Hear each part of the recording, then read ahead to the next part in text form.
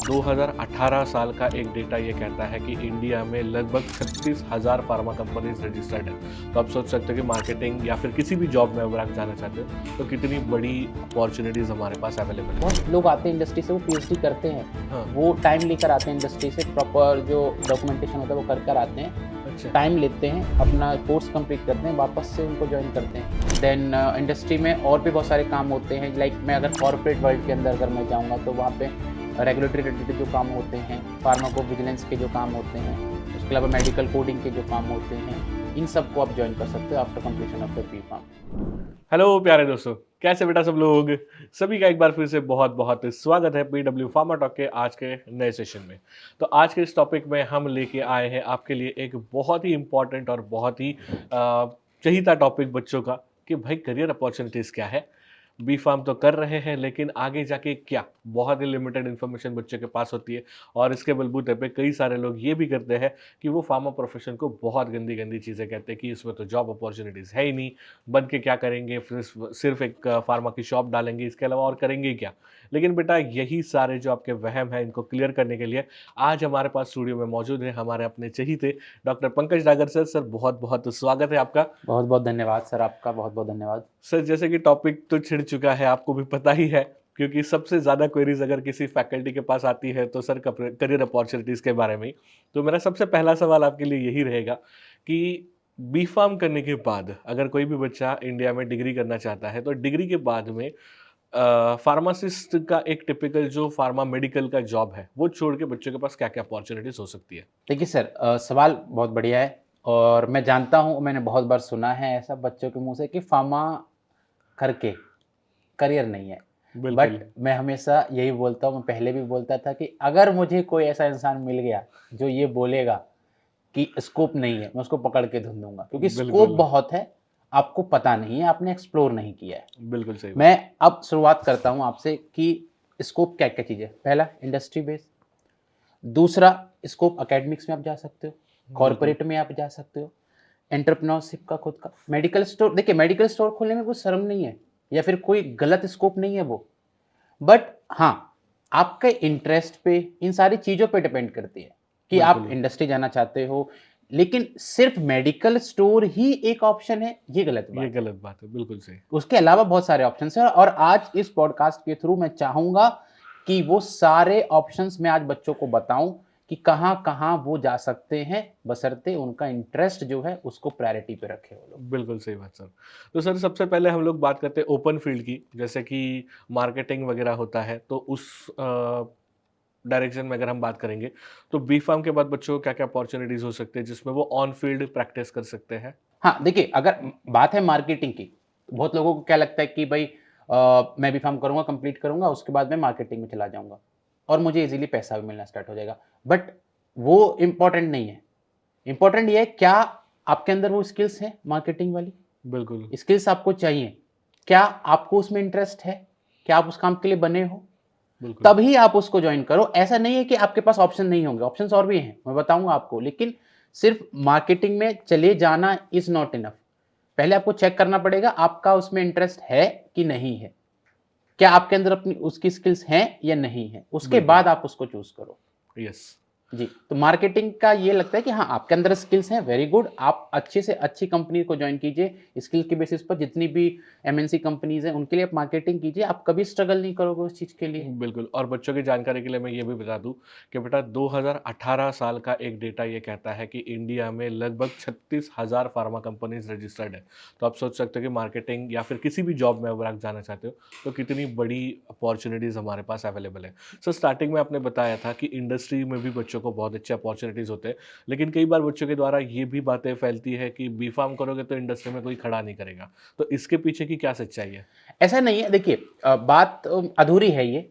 Decision making role नहीं मिलेगा आपको हुँ। बी-फार्म करने के बाद। बट ऐसा नहीं कि आप इंडस्ट्री जॉइन नहीं कर सकते। आप क्यूए जॉइन कर सकते हो, क्यूसी जॉइन कर सकते हो, ट्रांसलेशन आप जॉइन कर सकते हो। प्रोडक्शन जॉइन करने के लिए मैं जनरली नहीं सजेस्ट करता हूँ बच्चों को कि प्रोडक्शन आप आफ्टर बी-फार्म मत जॉइन कीजिए।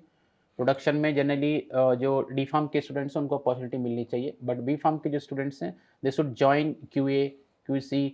उसके अलावा ट्रांसलेशन वो जॉइन कर सकते हैं। देन इंडस्ट्री में और भी बहुत सारे काम होते हैं, लाइक मैं अगर कॉर्पोरेट वर्ल्ड के अंदर अगर मैं जाऊँगा तो वहाँ पे रेगुलेटरी रिलेटेड जो काम होते हैं, फार्माकोविजिलेंस के जो काम होते हैं, उसके अलावा मेडिकल कोडिंग के जो काम होते हैं, इन सब को आप जॉइन कर सकते हो after completion of your B Pharm. Okay, बढ़िया। और सर आपने जो बताया कि डिसीजन मेकिंग का बी-फार्म के बाद डायरेक्टली तो नहीं। तो अगर कोई बच्चा चाहता है कि डिसीजन मेकिंग मतलब हायर अथॉरिटीज़ पे उसको डायरेक्टली जॉब मिले, तो फिर उसके लिए क्या रिक्वायरमेंट होगी उनको बच्चे के फिर पास? स्पेशलाइज़ेशन करना पड़ेगा किसी एक सब्जेक्ट के अंदर, जैसे कि उनको मास्टर्स करना पड़ेगा, एम-फार्म करना पड़ेगा या फिर उसके अलावा पीएचडी करना पड़ेगा, सो दैट कि ऑप्शंस जो हैं वो खुल जाएँ ओके। उनके पास। हुँ, कि अगर आपने मास्टर्स किया, लेट अस सपोज़ आप केमिस्ट्री से कर रहे हैं या सूटिक्स से कर रहे हैं, तो आप जा सकते हैं रिसर्च फील्ड के अंदर जा सकते हैं, आर-एन-डी आप जॉइन कर सकते हैं, एफ-एन-डी आप जॉइन कर सकते हैं। उसके अलावा आप क्लिनिकल ट्रायल्स के अंदर आप जॉइन कर सकते हैं। देन हुँ, अपॉर्च्युनिटीज़ बढ़ती चली जाती हैं। जैसे-जैसे आप मास्टर्स को कंप्लीट करोगे या उसके अलावा पीएचडी को कंप्लीट करोगे, अपॉर्च्युनिटीज़ बढ़ते चली जाएँगे। आपके रोल्स एंड रिस्पॉन्सिबिलिटीज़ बढ़ती चली जाएँगी और उसी के साथ-साथ आपकी सैलरी बढ़ती चली जाएगी, जो कि मोस्ट इम्पोर्टेंट चीज़ है। यस, यस, यस, बिल्कुल।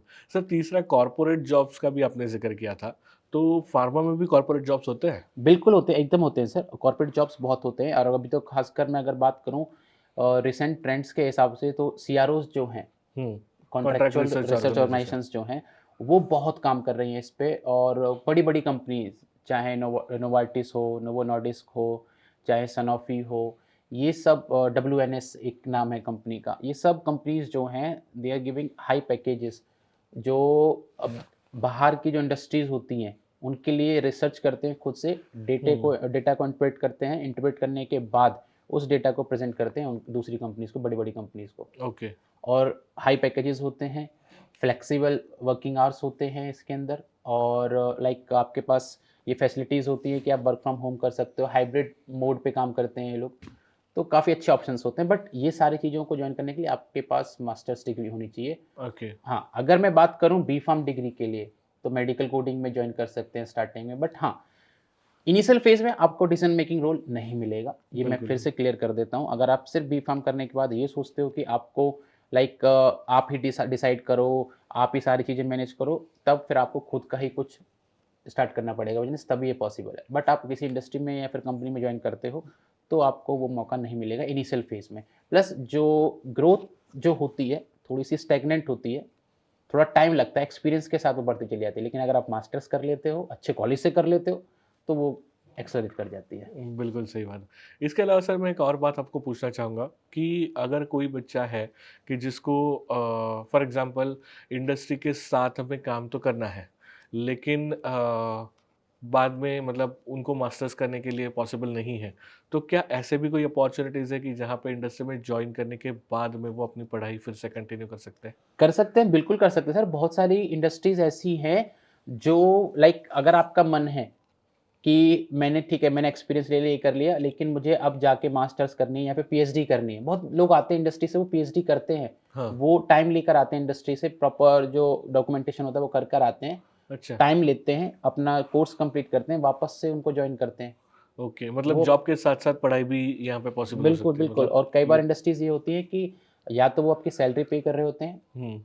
कई बार फुल पे कर रहे होते हैं, कई बार 50% पे कर रहे होते हैं, कई बार वो आपके पढ़ाई का खर्चा उठाते हैं। अरे वाह! मतलब फाइनेंशियल सपोर्ट बहुत बढ़िया चीज़ बिल्कुल।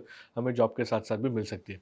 सर इसके अलावा मैं जानना चाहता हूँ कि मैंने सुना है कि medical writing, pharmacovigilance, regulatory affairs ये भी कुछ फ़ील्ड्स हैं जो आजकल बच्चे बहुत ज़्यादा एक्सप्लोर करना चाहते हैं। तो मैं चाहता हूँ कि आप थोड़े बहुत उसके बारे में बच्चों को बता दें। देखिए, मेडिकल राइटिंग अभी मार्केट में एक्चुअली क्या है कि बच्चों ने वर्ड को सुना हुआ है और वो बहुत ज़्यादा उत्साहित है इसके लिए हाँ, कि हाँ। इसको हम जॉइन करने वाले हैं। तो मेडिकल राइटिंग के लिए ये है कि आपकी जब आप अपने बी-फार्म को कंप्लीट कर रहे होंगे ड्यूरिंग योर करिकुलम, आपको ये ध्यान रखना है कि आपको राइटिंग स्किल्स पे बहुत काम करना है। Medical writing is different thing क्योंकि वहाँ पे ना कोडिंग्स होती है। हाँ, वर्ड्स जो होते हैं वो एक डिफरेंट होते हैं।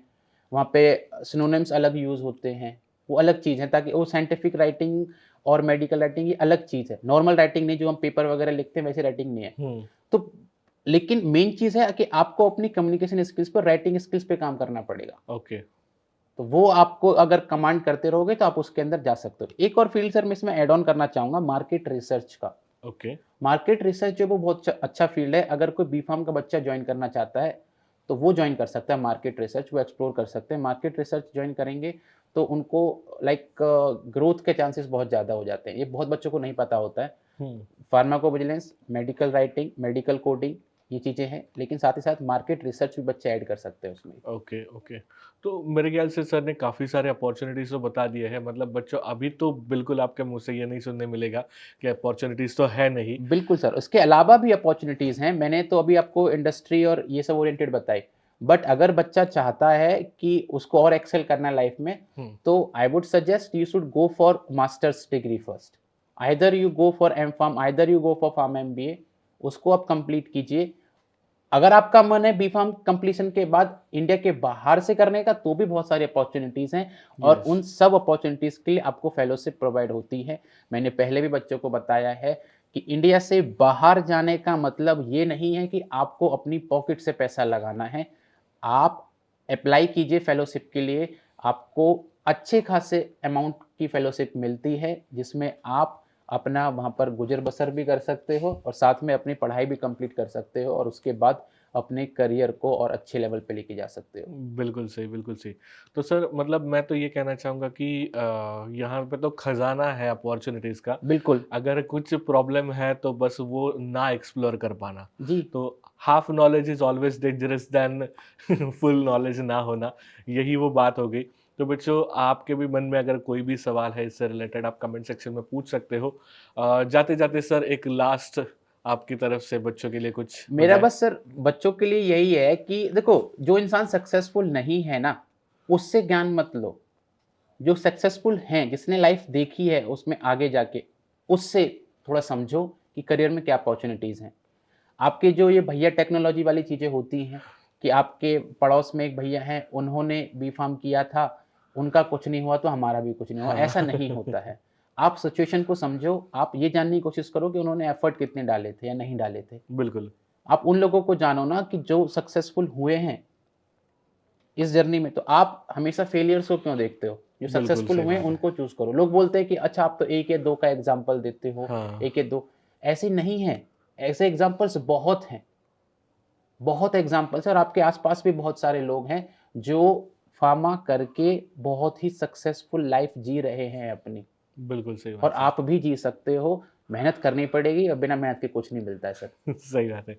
और एक लास्ट एडिशनल चीज़ मैं बच्चों को बताना चाहता हूँ कि कई सारे बच्चे होते हैं कि जिनको ना ये टिपिकल फार्मा में करना थोड़ा-सा अच्छा नहीं लगता।